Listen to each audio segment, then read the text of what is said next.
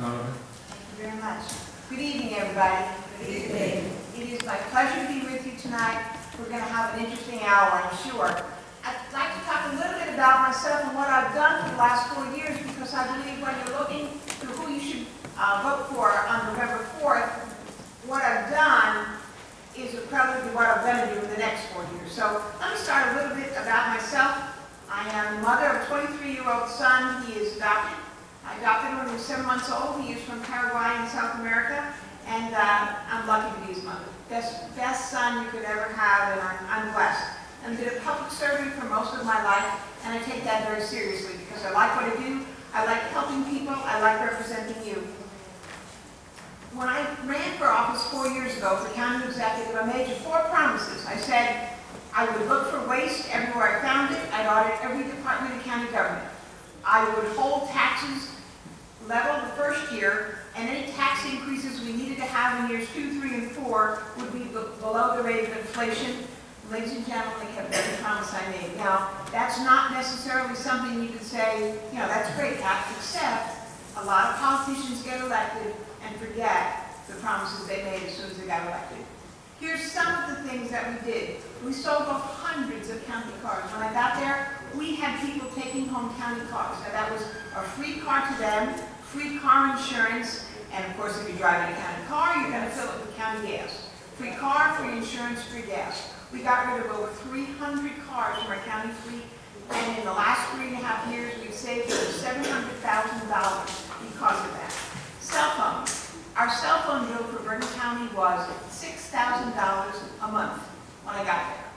I told all my employees, unless you're in emergency services, you're going to pay for your own cell phone and your own cell phone bill, which I always have, and I'm sure everybody in this audience pays their own cell phone bills as well. The cell phone bill went from $3,000, from $6,000 down to $3,000 a month. We have continued that over the course of the next 3.5 years from when I started. I talked a lot about sharing services in the first term. I could cut your property taxes by 1/3 if we could share services with municipal governments. We spend way too much on property taxes in this county and in this state, but especially in Bergen County. That's what I'm focusing on now. Here's what we've done. We have shared services with Englewood. One of the things we did was just this summer, Baquette Gardens, which has been continually formed part of Englewood. We were able to share with them some dirt that we had in our parks, as well as build planting boxes, so the people of Englewood could continue to have a community garden. It didn't cost any money. We were able to donate that service to Englewood. We have also worked with keeping the budget that I have now less than it was 4 years ago. And by that I mean, I inherited the budget from my predecessor 4 years ago, and it's now $6 million less 4 years later than what was left to me 4 years ago. Again, by sharing services. We are currently working on a number of other things.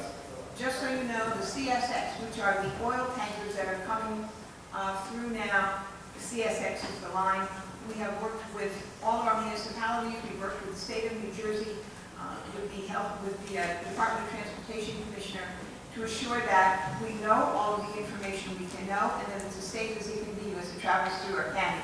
We can't stop them from coming through. We're going to make them as safe as we can. Those of you who have concerns about the Ebola virus outbreak and the enterovirus outbreak, which could affect our children, as you know, our county health department has been working very hard on that. If you need any information or want some updates on that, you can check our county website, and that's available to all of you right away. We have also, in the course of the last 4 years, worked to demilitarize our police. We have tasers now that they can use in difficult situations instead of bullets. We also have ESU truck, an emergency services unit truck, that is more than a police car, less than a SWAT call out, so that people, police, who need extra, you go to our county police department, call them, and they'll be there. It's a free service to all of our communities, and it has been utilized quite effectively by a number of our towns in the last year. It's that kind of philosophy that we want to keep doing. Back in August, and again, these are things that I'm doing, which will give you an idea of what I will continue to do in a second term. Back in August, I had a meeting with a number of the clergy here in Bergen County about Ferguson. I sat down with them, no fanfare, no big news story about it, and said, look, we are not going to have a Ferguson in this county. Here's what I will do, you tell me what you need to do, excuse me, and we will continue to work together on that. We got finally the Martin Luther King Center about to reopen in Hackensack. It's been a long journey to get that back up and running, but finally it is ready. We worked very hard to get the Martin Luther King statue, which the committee, who did most of the work, to get that up. And if you haven't seen it, it is breathtaking. Please go see the statue that was unveiled on Sunday. The county, working with the committee, was able to put in about $25,000 worth of services and work on that, and it is breathtaking for all of us to see. I put my money, my mouth where my beliefs are, and I hired Vanessa Lagarde, who works in Longtown County employee. She's the first African-American man or woman to be deputy chief of staff to the county executive. I hired Vanessa for that job, and she's the best person for the job. Now, seeing that she was black was a plus, but she was the best person for the job, and that's why I hired her. I will continue to work as much as we can to find jobs for people. We are now going to have our 5th job fair next month. It is free for anybody who wants to come. We're partnering with Bergen Community College because that's where it's going to be. To date, we have gotten over 700 people jobs from those job fairs. And the employers who come are looking to hire. These are not people who are just putting stuff on the table, walking away. They keep track of who they've hired, and out of our first 4 job fairs, we've gotten 700 people to either get a job or get new jobs. We will continue to do all of those things in the next 4 years.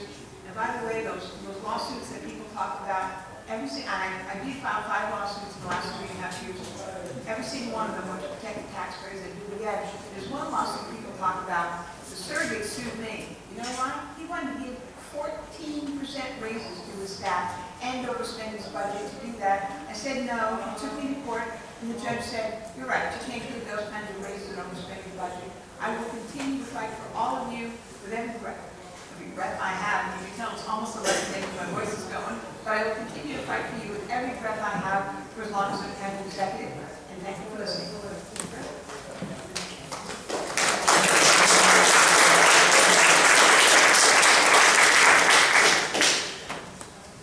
Now you have an opportunity. Again, let me repeat the ground rules. We have a minute to ask for questions, and we're asking the responses to be limited to 2 minutes if possible. Okay? This is your opportunity to question the candidates for the county executive. Who's going to be the first one? Step forward up here. And by the way, if you're a little shy and you want to write out your question, raise your hand, and somebody will give you a card so you can write it out and they'll pass it up to you. Yes, give us your name, please. Okay, Rita Fritz. My question is this. What is the future of Bergen Regional Medical Center, formerly the Bergen Pines Hospital? As many know or not, what used to be a county hospital has been run for the past 16.5 years by a for-profit out-of-state corporation. In March of 2017, their 19-year contract will expire. What will happen to the 574 long-term care residents, as well as the many people served by the psychiatric division, not to mention 1,000 plus employees? I am aware that a 7-member panel has been chosen to explore what the options are. I would like to hear what you think should happen to this safety net, mainly charity care hospital. Everyone needs quality health care, and that care requires adequate staffing to ensure a clean facility, and more importantly, enough staffing to guarantee patient safety. Thank you. And who do you address that question to? To both sides. To both. Well, we'll start with Mr. Tedesco. Would you like to respond to that question? Bergen Regional Medical Center must continue to exist. It's the social safety net for Bergen County, and it's a resource for our mental health community. But the future needs to be part of a countywide health plan. We just can't look at Bergen Regional as a standalone facility. We have to look at what are the needs for Bergen County. I'm committed that I will not sell Bergen Regional Medical Center. It can be sold, the license Your cannot. question is over. That's okay. One of the things I'd like to do is work with our senators, and I believe that facility has the ability to have part of it converted to VA. Today, our veterans must go to East Orange to get their services. Part of that hospital, with the VA hospital being right across the street, could help with our veterans. We need an all-inclusive committee to look at that. That needs to be, I believe, expanded to allow for a greater number of people on it instead of seven people. At the end of the day, because that is so important to the people of Bergen County, I believe that we need to continue to make that a better facility. We need to ensure that that safety net is there for the people of Bergen County. And we need to do a better job in bringing a contract that has clauses in it and that has windows in it, so that if it's a long-term contract, it has the ability to go back in and open it up and look at what's being done. So we need to do a better job of putting somebody or an organization in place to manage that than we have today.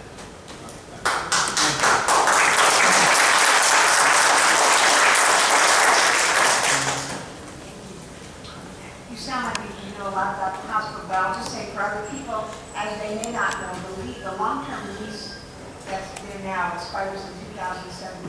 And I've appointed a 7-person committee, 3 of whom are from the hospital, not people who are running the hospital, but are part of the hospital network, if you will.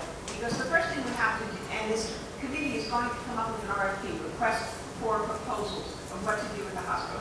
Everything is on the table.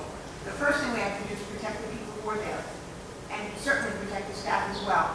But the county cannot continue to lose money at the hospital as it's doing now. They have to do all of the improvements, capital improvements to the hospital. We cannot continue to do that. Some of the programs there, 75% of the people are out of the county, so Bergen County is paying for people who don't even live in the county. It may need to be a state type of facility where the state pays for the people who are there. They all need to care clearly, but the county doesn't necessarily need to be, or should it be, perhaps, in charge of it.